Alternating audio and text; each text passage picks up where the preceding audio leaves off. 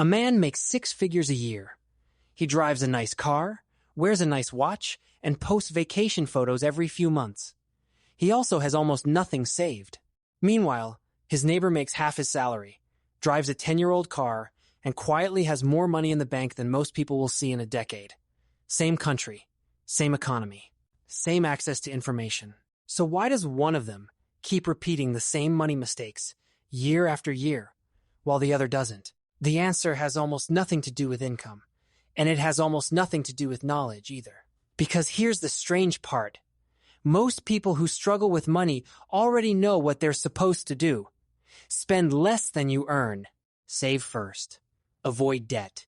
They know the rules, and they break them anyway. Over and over, that contradiction is the real mystery worth solving. For decades, the popular explanation was simple. Poor money habits come from a lack of financial education. Teach people how compound interest works. Teach them how a budget works, and their behavior will change.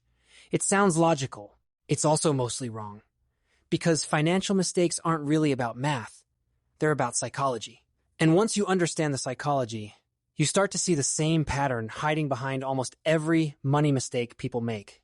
Let's start with the most common one, the paycheck that disappears before the next one arrives. Most people assume this happens because of bad math spending more than they earn. But look closer. And the real cause is usually something called present bias. Your brain values a reward today far more than the exact same reward next month, even when logically they should be worth the same. $1 spent now feels real. $1 saved for later feels abstract, almost imaginary. So when a purchase is available immediately and the consequence is delayed, the brain consistently picks the immediate option. This isn't weakness, it's wiring. And businesses figured this out long before psychologists gave it a name. Think about why credit cards don't ask you to hand over cash. That tiny gap between swiping a card and actually feeling the loss of money is enough to change how much people spend. Studies inside the payments industry have long shown that people spend more freely with cards than with cash because the pain of paying is delayed and softened. The mistake isn't just overspending. The mistake is a system that was deliberately engineered to separate the decision to buy from the feeling of losing money. Now, here's where it gets more interesting. If present bias explains overspending, it doesn't fully explain why so many people also fail to invest, even when they have extra money sitting around. That's a different mechanism entirely, and it's tied to something psychologists call loss aversion. Losing money hurts roughly twice as much, emotionally, as gaining the same amount feels good. So when someone considers investing, their brain doesn't calculate potential growth, it calculates potential loss.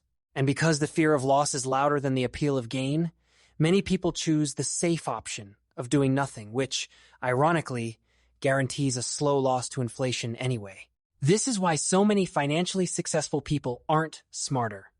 They've simply learned to override an emotional signal that most people obey without question.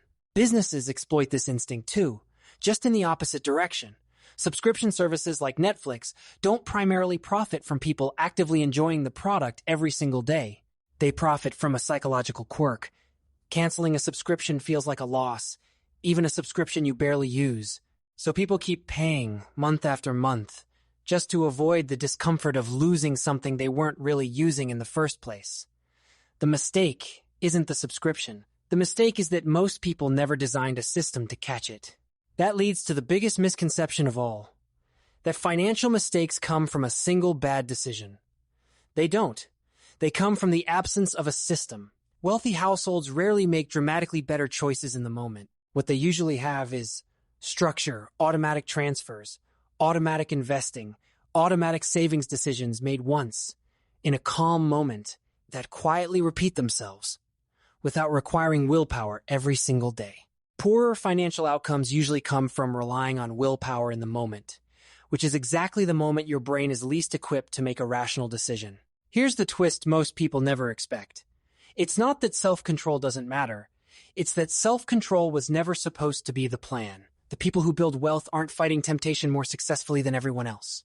They've built their financial lives so that temptation rarely has to be fought at all. The money is already gone, moved into savings or investments before the emotional, present-focused version of themselves ever gets a vote. Look at how supermarkets are designed, and you'll see the same principle used against consumers instead of for them. Essentials like milk and eggs are placed at the very back of the store, forcing you to walk past aisles of tempting, high-margin products just to get what you came for. Nothing about that layout is accidental. It's built on the understanding that decisions made in the moment, surrounded by triggers, are far easier to influence than decisions made in advance. The store is relying on your present-focused brain. The wealthy household protects itself by never letting that version of the brain make the financial decision at all. So, the real question was never, why do people make bad money decisions? It's, why would anyone expect willpower to consistently beat a brain that's been shaped by millions of years to prioritize the present? Once you see it that way, the money mistakes people repeat stop looking like personal failures. They start looking like predictable responses to an environment and a nervous system never designed for delayed gratification. That single shift changes everything, because it means the goal was never to become a person with perfect discipline.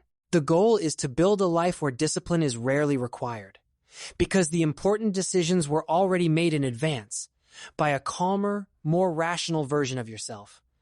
That's not a hack. That's not a trick. It's simply working with human psychology instead of pretending you can out-willpower it forever. The people who keep repeating the same money mistakes aren't broken, and they aren't uniquely undisciplined. They're simply relying on a system, their own daily willpower, that was never strong enough to carry the weight in the first place. The people who quietly build wealth figured out, sometimes without even realizing it, that the fight isn't won in the moment of temptation. It's won long before that moment ever arrives.